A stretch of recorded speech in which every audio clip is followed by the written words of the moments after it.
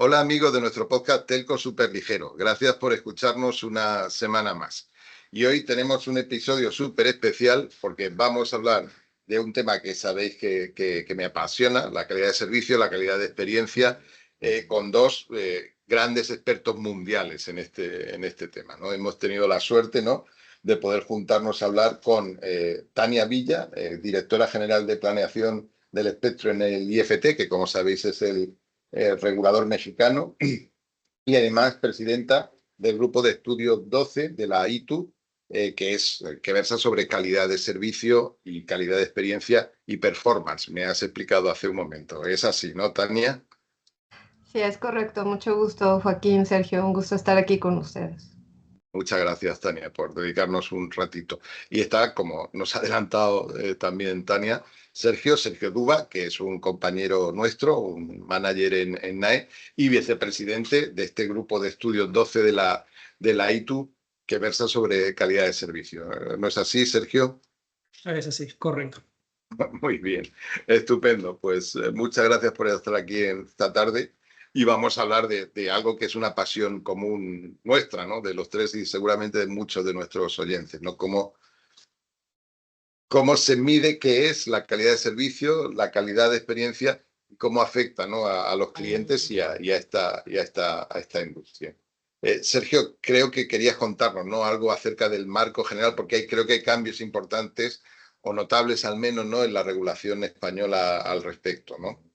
Sí, de hecho, bueno, la última modificación a la Ley General de Telecomunicaciones justamente fue un poco más clara respecto a las competencias dentro de lo que es la medición, el control de la calidad de servicio. Y justamente en esta línea, nuestro regulador, la CNMC, justo el año pasado, lanzó una consulta pública sobre la medición y publicación de los parámetros de calidad. Y bueno, recopilaron toda esa información y recientemente, de hecho, también largaron una consulta pública acerca de metodologías para medición de calidad, puntualmente para zonas rurales. Pero quiero decir, ¿no?, la importancia y sobre todo la actualización continua que hay que tener en ámbitos y en temas de calidad de servicio, porque ahora vamos a andar más en detalle seguramente en la mano de Tania, pero en el mundo regulatorio y la mezcla regulatoria-técnica siempre pareciera que la normativa no va al mismo ritmo que la tecnología, ¿no? Entonces siempre es un desafío y por eso también es muy importante estar al tanto y al corriente bueno, de lo que se va generando a nivel normativo internacional, nada más y nada menos de la mano de la Unión Internacional de las Telecomunicaciones, que es la ITU o UIT. Así que bueno, la verdad que muy contento de contar con Tania. Tenemos una serie de preguntas y bueno, a ver si logramos poner un poco de claridad al tema. Sí, yo os agradezco que me iluminéis en estos temas porque, pues eso, me apasionan, pero no dejo de ser un lego, ¿no? Y entonces, bueno, pues está bien aprender. Porque, Tania, en tu opinión, ¿cuáles son los principios básicos, ¿no?, para medir la calidad de servicio y la calidad de la experiencia en los servicios de banda ancha en general? Ya sé que es una pregunta muy amplia y muy básica, pero bueno, pues eso, propia de un lego en la materia. No, Joaquín, creo que es la pregunta básica, sobre todo como reguladores, que tenemos que pensar no únicamente en los parámetros que a lo mejor desde la perspectiva de la red o de algunos compromisos que a veces los operadores tienen en las mismas licencias o títulos de concesión, como le llamamos en México, sino además tenemos que pensar en la perspectiva de los usuarios finales, qué es lo que quieren, qué es lo que les importa y qué es lo que también les puede causar un problema a la hora de recibir sus servicios. Creo que no hay una solución o una única solución para cualquier país o cualquier escenario. Ya escuchando a Sergio que comenta hoy la CNMC de España está buscando cómo medir zonas rurales y eso definitivamente es distinto a cómo medir en una zona densa urbana, donde a lo mejor se tiene disponible 5G con una cantidad importante de espectro y por lo tanto las velocidades que se pueden alcanzar son altas y a lo mejor a los usuarios en zonas densas o en zonas urbanas, pues les interesa medir servicios de streaming. Incluso ahora nosotros en la UIT estamos trabajando algunos estándares para que podrían ser aplicables al metaverso. Esto es realidad aumentada, realidad extendida y todas las variantes de esas realidades, que seguramente en una zona rural pues no va a ser el caso. Incluso, por ejemplo, en México, nosotros todavía medimos el servicio de voz y de mensajes cortos, de SMS. ¿Por qué? Porque también muchas de las cuestiones o trámites que hay que hacer incluso con gobierno se hacen a través de mensajes cortos, de SMS. Entonces, incluso la portabilidad, que es para cambiarte de un operador a otro, tienes que recibir un código por este mensaje corto y es importante que estos sean entregados de manera fiable al usuario final. En ese sentido, creo que los parámetros que hay que medir desde la perspectiva de la red creo que son muy claros. O sea, todos medimos velocidades de subida, de bajada, latencia. Y claro que estos parámetros se van volviendo también relevantes dependiendo de la tecnología. En la tecnología 5G, donde tenemos canales de un gran ancho de banda, resulta que el parámetro más relevante es la latencia. ¿Por qué? Por las aplicaciones de 5G, por ejemplo, las aplicaciones industriales, donde incluso podemos tener el manejo remoto o automatizado de la maquinaria. Y si nos ponemos a pensar, por ejemplo, en una fábrica de autos, donde están operando la maquinaria a larga distancia, a lo mejor es importante que la reacción sea en cuestión de milisegundos, porque podría ocasionar algún accidente, por ejemplo, ¿no? Si algún trabajador mete la mano en una cortadora, eso tiene que reaccionar casi en tiempo real. Esas son cuestiones que una red 5G nos puede dar. Pero si nos vamos a lo mejor a zonas rurales donde hay 4G o pudiera incluso haber únicamente 3G, lo importante puede ser el servicio de voz, porque a lo mejor tenemos también ahí pues gente que se quiere comunicar con la escuela, con el doctor o con el trabajo, y hay que ir adaptando pues la solución y la manera de medir la calidad. Creo que no hay una única solución y no hay un parámetro más importante que otro, depende de la situación y ahí hay que ir adaptando esa solución. Sergio, y desde tu punto de vista, ¿cuáles serían esos parámetros? Porque como nos ha detallado Tania, efectivamente varían un montón del uso y la situación, pero en banda ancha, ¿qué es lo que debemos medir fundamentalmente? Tania nos ha dicho la latencia, la velocidad de descarga, ¿no? ¿Qué parámetros más pensáis, ¿no?, que podemos incluir, ¿no?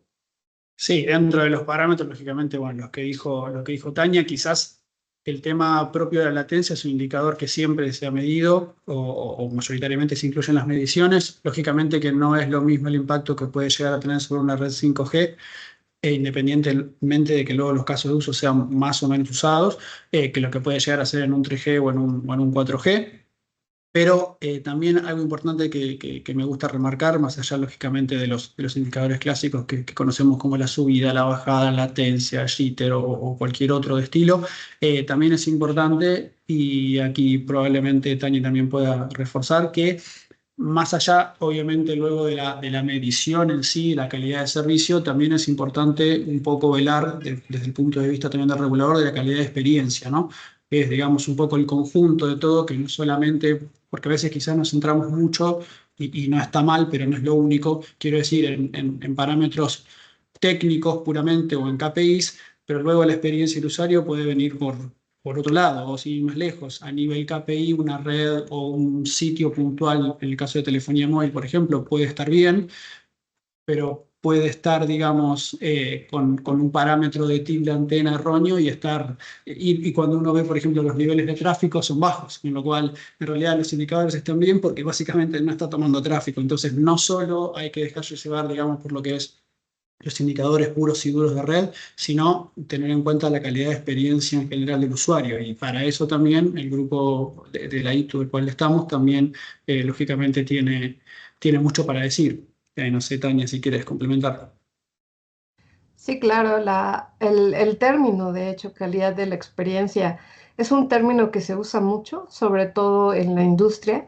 Sin embargo, no es o lo que hemos visto en la OIT es que no es tan bien comprendido. Porque, bueno, en la calidad de la experiencia influyen muchos factores externos a la red, externos a lo técnico. Un usuario, si nosotros podemos imaginar que nos despertamos un día de malas o algo nos pasó en casa, entonces los servicios que recibamos nos van a parecer los peores del mundo. Sin embargo, si al otro día nos ascendieron en el trabajo o tuvimos un bebé, pues a lo mejor, aunque tengas ligeros problemas en la red, va a ser el mejor servicio del mundo porque te puedes comunicar. Entonces, justo en este año empezamos como el trabajo de revisar toda este concepto de calidad de la experiencia. Publicamos un reporte técnico nuevo que es sobre los factores externos que influyen a la calidad de la experiencia. En ese sentido, vamos a empezar un trabajo y es como un roadmap lo que publicamos de cómo vamos a revisar todas las recomendaciones y los estándares que mencionan este término y cómo deben, pues, realmente entender esa calidad de la experiencia, los factores culturales, los factores psicológicos, económicos, sociales también, demográficos, que influyen esa calidad de la experiencia. Y bueno, pues obviamente, como mencionaba Sergio, pues es importante complementar y entender cómo los usuarios están percibiendo la calidad y eso, por ejemplo, pues a veces no hay de otra manera más que a través de encuestas, que es lo que nos permite como regulador tener esta medición de cómo se sienten los usuarios respecto de sus servicios de telecomunicaciones. Aquí hay dos casos, o más bien anécdotas, ¿no? O casos que quería compartir con vosotros, pero hay uno que me obsesiona particularmente y es, bueno, sabéis, aquí Tania acaba de terminar el verano, bueno, como en México, lo que pasa es que aquí es un poco más exagerado, ¿no?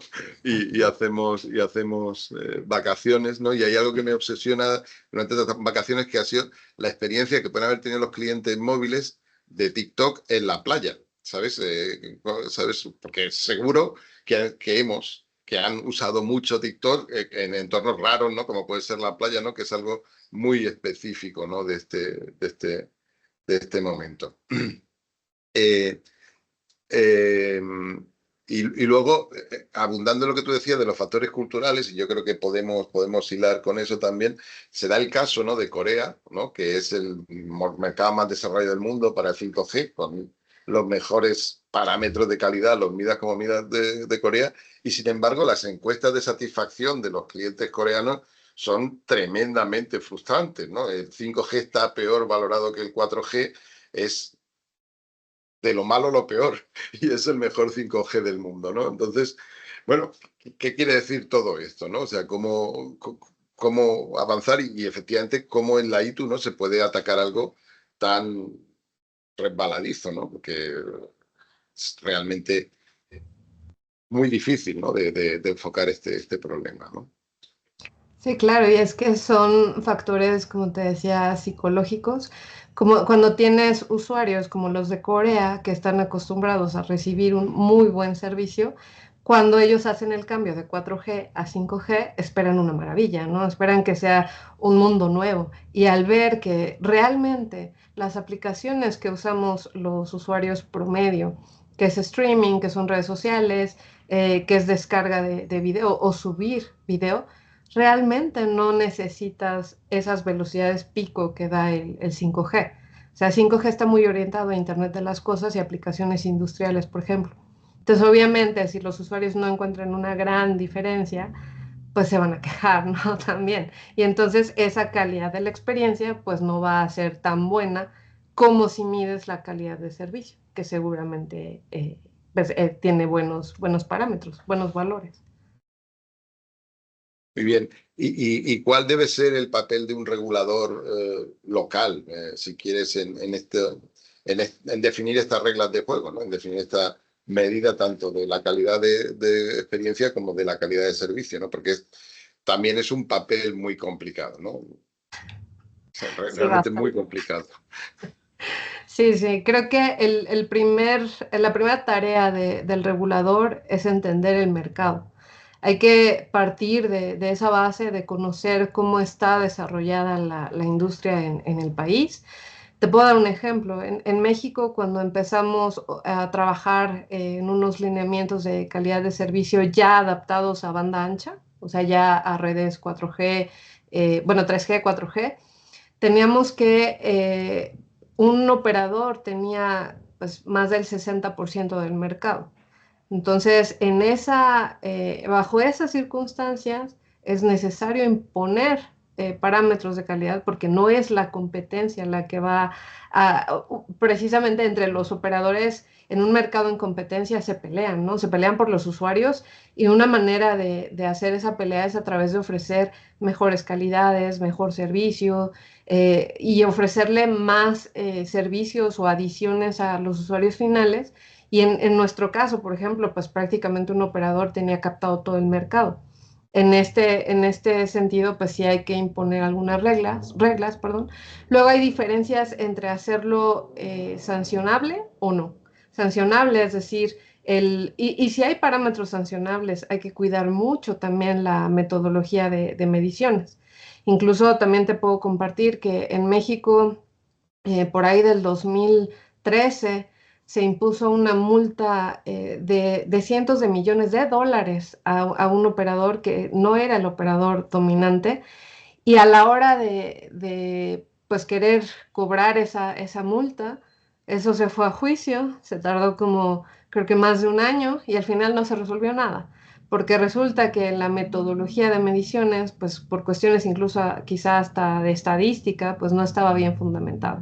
Eso fue lo que empezamos nosotros a trabajar. O sea, los resultados que salgan de una campaña de mediciones del regulador tienen que sostenerse por sí solos, tienen que tener detrás un fundamento estadístico importante. ¿Cómo sabemos? Por ejemplo, imagínate un país también como México que tiene 2 millones de kilómetros cuadrados. Son 32 entidades federativas. Recorrer el país es imposible. O sea, medir la calidad en todos los rincones del país no se puede. No existen los recursos en tiempo, en personal o en equipo para hacer esas mediciones. Por lo tanto, nosotros tuvimos que trabajar en esta metodología estadística de cómo tomar una muestra que realmente sea representativa. Y de hecho eso fue lo que nos motivó a llegar a la UIT, porque cuando quisimos revisar estos parámetros de calidad y estos lineamientos, pues obviamente había mucha resistencia de parte de la industria. Yo tenía a los CEOs de los operadores hablando con los comisionados del instituto, pues prácticamente amenazando de no cambiar la normativa de calidad. Y después de 2 años de no poder aprobar esos lineamientos, para nosotros, lo que hace la UIT es prácticamente ley. Esos estándares y normas internacionales se siguen y todo el mundo las respeta porque saben que están hechas pues por los grandes expertos.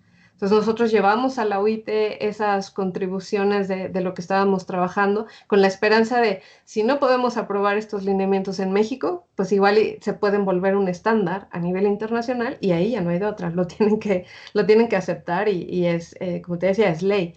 Entonces, ese fue el acercamiento que tuvimos con la UIT. Y bueno, pues el regulador creo que también, como decías al inicio, muchas veces la regulación va atrás de la tecnología. Entonces también hay que ir entendiendo cómo va evolucionando las necesidades ahora del 5G o de estos escenarios industriales y cuándo es mejor quizá tener parámetros informativos. Hacer la información más amigable a los usuarios finales. El usuario común y corriente no entiende de latencia, aunque le da lo mismo milisegundos, segundos, no entiende esas cosas. Entonces, en la manera de traducir los resultados y mostrárselos, vas a promover esa competencia y que los usuarios mismos demanden un mejor servicio. No es lo mismo decirles, el operador X tiene una velocidad de 20 megabits por segundo, a que tú le digas, el mejor operador en tu zona es tal. Eso lo entiende mejor un usuario y motiva a que pues de esta manera se mueva un poco más el mercado. Sí, es cierto. Sergio y yo hemos tenido oportunidad de estar a ambos lados de la mesa. De esas mesas de las que tú hablabas, pues nos ha tocado a veces jugar de un lado, a veces jugar del otro, ¿no? Y efectivamente es bastante entretenido, ¿no? Ser que tú tenías también incluso, ¿no? Ideas muy claras, ¿no? Como algo importante que me gustaría remarcar, justamente a mí también me ha tocado, como tú sabes, y tú también, Tania, me ha tocado estar del otro lado del regulador, muy contento. Y es importante también un poco lo que tú has mencionado, Tania, ¿no? Del tema de la sanción, porque a veces pareciera que el rol del regulador es sancionar, y la realidad es que, al menos mi visión personal y cuando me ha tocado la responsabilidad en su momento, para mí es muy importante tener en cuenta que el regulador justamente, o sea, es el que regula todo el ecosistema, un ecosistema que está compuesto por varias partes, pero entre las cuales se destacan el operador, lógicamente, y el usuario. Entonces, la verdad que para mí es muy importante que el ámbito regulatorio, que el regulador en sí pueda trabajar en conjunto con el operador, porque cuando hay un tema de calidad de servicio, básicamente uno puede, como tú has dicho, hay diferentes maneras de medirlo y demás, que todo eso demanda recursos, dinero, tiempo y demás. Y es importante que las estrategias, y sobre todo lo que sean medidas de control y para ver dónde puede llegar a haber un problema o no, se hagan en conjunto con el operador, porque en el fondo lo que se busca es que el usuario tenga un buen servicio, y el operador no es que se levanta un día y dice, bueno, voy a dar un servicio malo. O sea, digamos, esto es un trabajo de todos, por así decirlo, y el operador cumple un rol muy importante, sobre todo también en la parte, ¿no?, de mediación. Y uno muchas veces, por más que ponga una sanción muy grande y que luego se verá si se puede cobrar o no en función de si se judicializa o no, el punto es que esa sanción en definitiva no le mejora el servicio al usuario en lo inmediato. Entonces, en lo inmediato o en lo inmediato, no sé, pero digo, entonces por eso es importante tener que el rol del regulador sea eso, ¿no? Regular, trabajar en conjunto con la industria, no estar ajeno a nada de lo que pasa, y lógicamente ver qué medidas se pueden hacer para mejorar la calidad, independientemente de la sanción. Eso, como nos dice Tania, requiere que conozcas muy bien tu mercado, ¿no? Porque no es lo mismo un mercado en el que actúa en razonable competencia que un mercado en el que eso no es exactamente así, ¿no? Como ya nos señalaba, ¿no? Entonces, evidentemente, pues los estímulos tienen que ser diferentes, ¿no? Lo cual me hace volver a la idea con la que incluso hemos abierto, ¿no? De la necesidad de tener distintas aproximaciones regionales, ¿no? A la hora de cómo medir la calidad y bueno, y cómo actuar, ¿no? Creo, de hecho, incluso, Tania, que en la ITU estáis divididos también por regiones, ¿no? Y que esto se tiene en cuenta, ¿no? Sí, de hecho, a mí cuando llegué por primera vez a este grupo de calidad de servicio en la UIT, me sorprendió el encontrar tantas similitudes con la región de África, porque nos dimos cuenta ya hablando que teníamos más o menos un mercado similar, y por lo tanto las necesidades en términos de medir calidad de servicio o de establecer estos lineamientos pues obviamente eran más similares entre África y México que entre México y Estados Unidos, a pesar de que quizás somos vecinos, ¿no? Porque el Eso es. mercado es completamente diferente. También, por ejemplo, Europa, la participación en el grupo de estudio de la OIT de Europa es más de los fabricantes de equipo, no tanto, o de los operadores, no tanto de los reguladores. De hecho, los reguladores allá en la OIT son principalmente, creo, de África, de América, y tenemos por ahí también de Asia. Eh, Llegó incluso el regulador de Singapur hace no mucho tiempo. Ellos llegaron, y ve las diferencias, ¿no?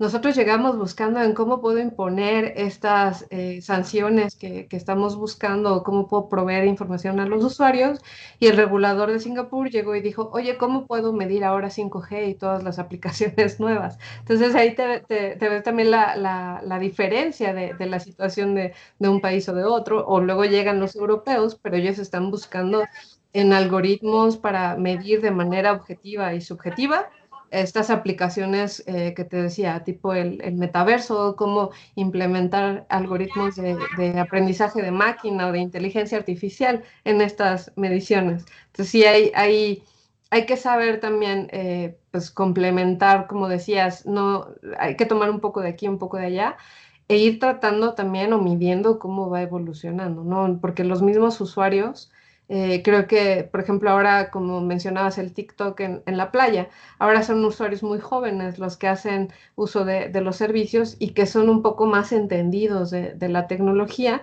y qué tipo de información les puedes acercar a ellos también. También, volviendo a las diferencias culturales estas, ¿no? Pues con Corea, por ejemplo, pero también hay diferencias asociadas a la misma edad, ¿no? Pues tú lo has dicho, África y América Latina, América del Sur, son continentes muy jóvenes, ¿no? Y Asia y Europa, pues más bien justo lo contrario, ¿no? Y eso también creo que influye, ¿no? En todo este, digamos, por así decirlo, negocio, ¿no? Yo creo que es un aspecto súper interesante, pero que desde luego no facilita el trabajo ni de la ITU ni de los reguladores, ¿no? Es muy interesante.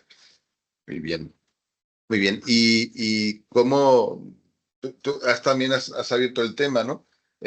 ¿Cómo puede uno crear esos estándares, ¿no? Porque tú lo has dicho, son capitales, ¿no? Porque una vez que consigues que sea un estándar de la ITU, lo cual, bueno, como anécdota para nuestros oyentes, los representantes de la ITU tienen el rango de plenipotenciarios, ¿no? O sea, es una cosa, es como en fin, es una organización de las Naciones Unidas, ¿no? Es, digamos que, un organismo muy complejo y con sus propios politics, ¿no? Seguro que vosotros conocéis y afortunadamente yo no, ¿no? Pero eh, ¿cómo consigue uno aportar a ese tipo de estándares internacionales, ¿no? Que de alguna forma van a tener un peso grande en la industria, ¿no? Porque, bueno, de hecho cambian la vida y cambian la sociedad finalmente, ¿no?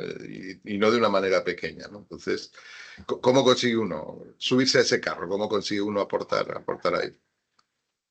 Pues mira, en la Comisión de Estudio 12, que es este grupo de estudio que ve calidad de servicio, calidad de la experiencia, es un grupo que a mí me ha gustado mucho porque se juntan los distintos actores involucrados. Están reguladores, están operadores, están los vendors y los creadores de este equipos de medición.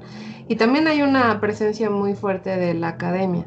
Entonces, es un lugar donde se juntan todos estos actores y algo muy relevante de las recomendaciones o estándares internacionales es que tienen que ser aprobadas por consenso. Esto quiere decir que todos estos distintos actores se tienen que poner de acuerdo al final en todos esos documentos. Y eso, bueno, te puedo también quizá compartir mi historia para entender el cómo podemos contribuir o cómo se da esto.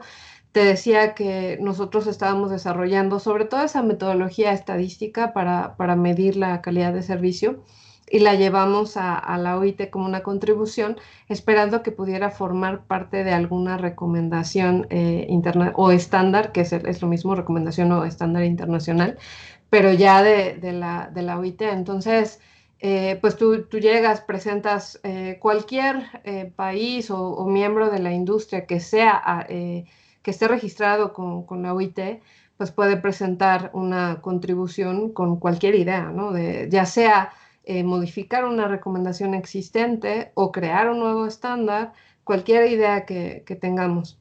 Entonces, por ejemplo, en mi caso, llevamos esa contribución, la platicamos ahí con todos los expertos, se decidió que íbamos a empezar un nuevo estándar para cómo medir calidad de servicio móvil. De hecho, empezamos con servicio móvil y al final, pues obviamente las discusiones que tenía acá en México con los operadores o con la industria, pues ahora tenía las mismas discusiones más o menos con los operadores de Europa y con la industria de Asia, por ejemplo.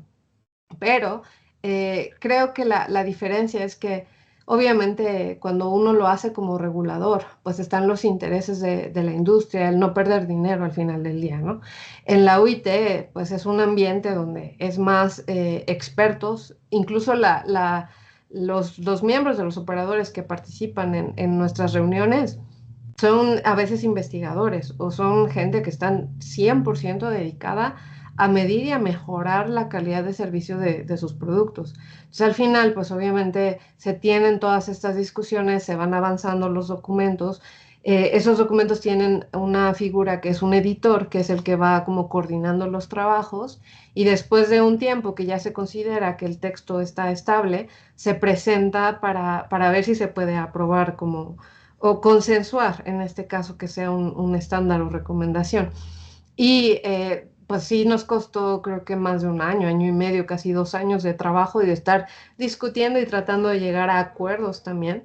Y eso es muy, muy interesante porque ahí es donde ves lo que te decía de las necesidades de las diferentes regiones, de los diferentes países y de la misma industria y cómo llegar a un punto medio. Eso es al final lo que queremos lograr. Y muchas veces lo que decimos allá es sabemos que encontramos una solución cuando todos están igualmente descontentos. O sea, no es cuestión de que alguien gana y alguien pierde, es llegar a un consenso y a ese punto medio. Y bueno, a partir de eso, pues se crean las nuevas recomendaciones. Y la verdad es que cualquiera puede participar de los países, cualquiera que esté en la UIT puede llegar y traer una contribución. Tenemos también las universidades que han empujado este tema que te comentaba al inicio de la calidad de la experiencia y los factores externos, lo están llevando algunos miembros de la academia allá en nuestro grupo. Entonces sí. Es relevante contar con las distintas perspectivas para poder tener un estándar que le funcione a todo el mundo, ¿no? Que es lo que al final queremos y buscamos siempre. Es estupendo, pero Sergio, me parece que 2 años para conseguir consensuar todo lo que has dicho también es hasta muy poco. Me parece que fue muy rápido, ¿no? Conseguir hacer ese trabajo, ¿no? Sergio, tú como vicepresidente, ¿no? de este grupo habrás visto, digamos que todos esos politics en marcha, ¿no? Cómo construir ese consenso, ¿no?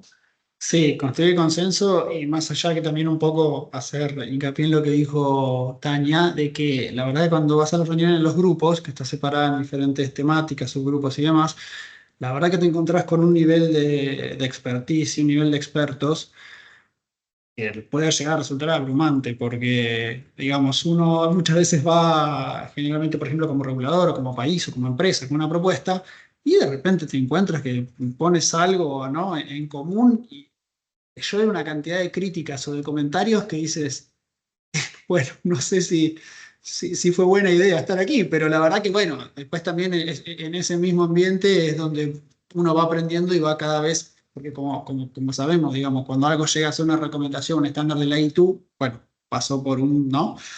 Por un proceso extenso y complejo.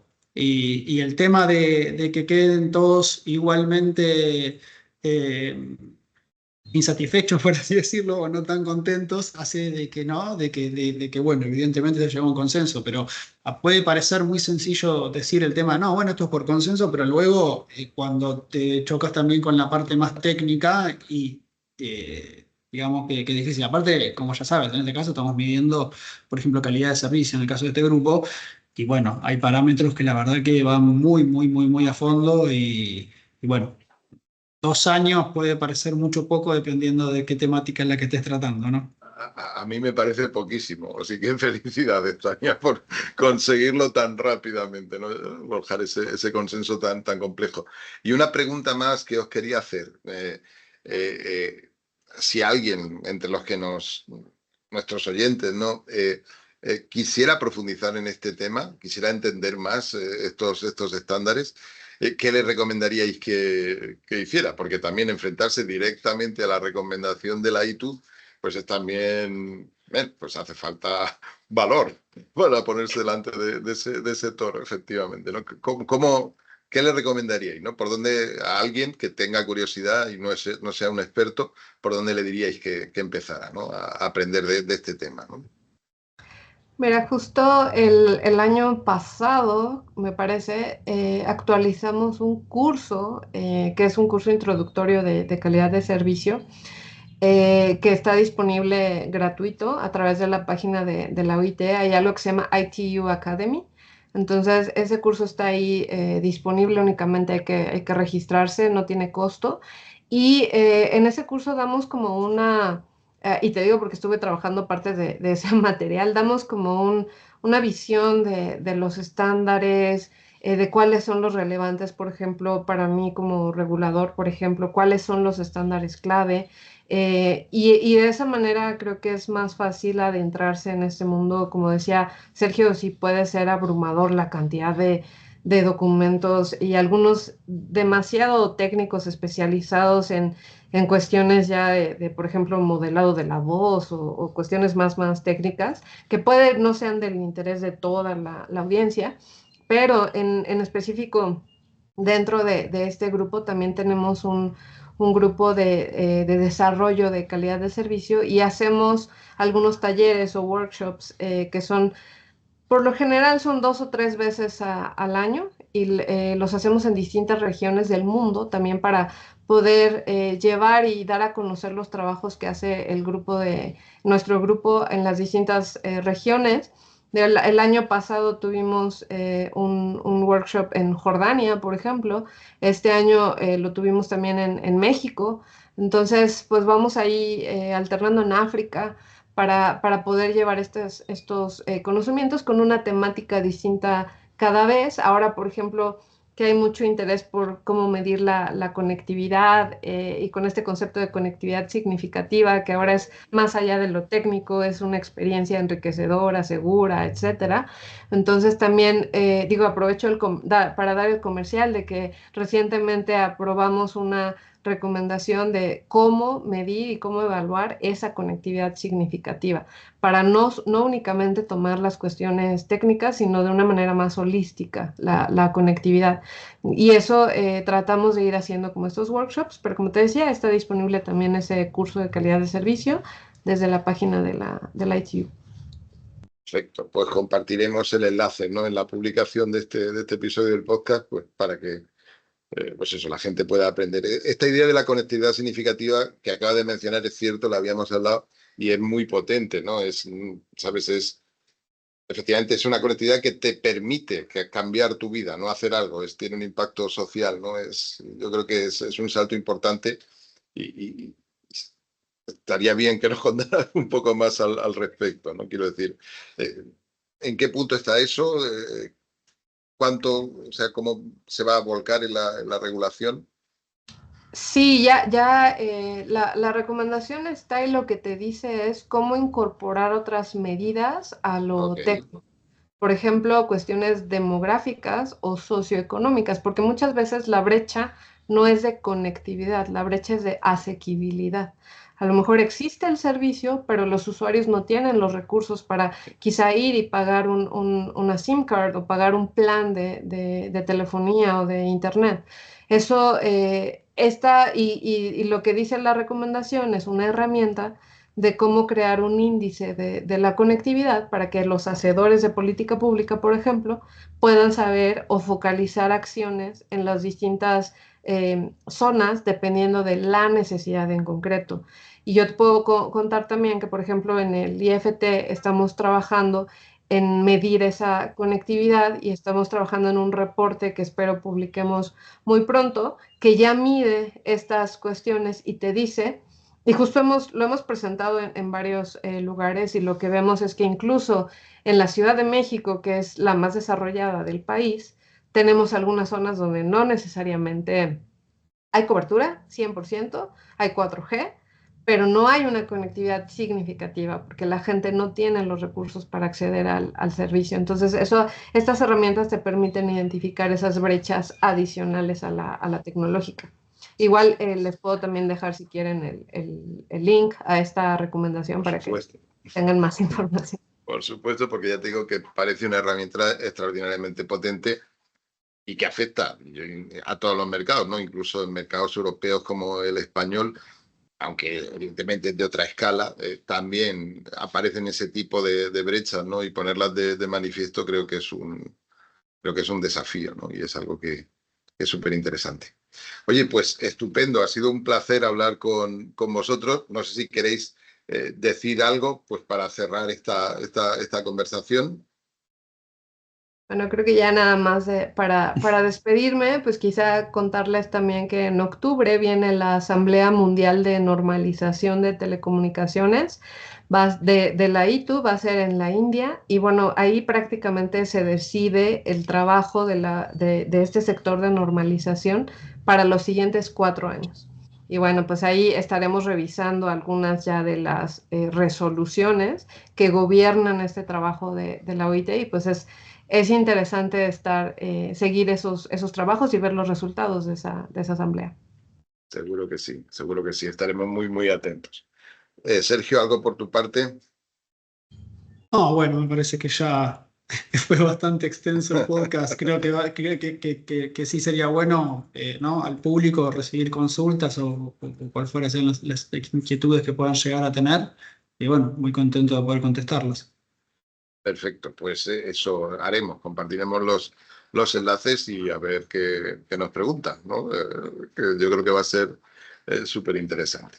Oye, pues de nuevo muchísimas gracias a los dos por vuestro tiempo. Insisto, ha sido súper interesante. Hemos podido hablar de coreanos enfadados, que es siempre un tema interesante. Y de nuevo, pues muchísimas gracias por estar un rato con nosotros. Gracias, buen día a todos. Gracias, hasta luego. Pero-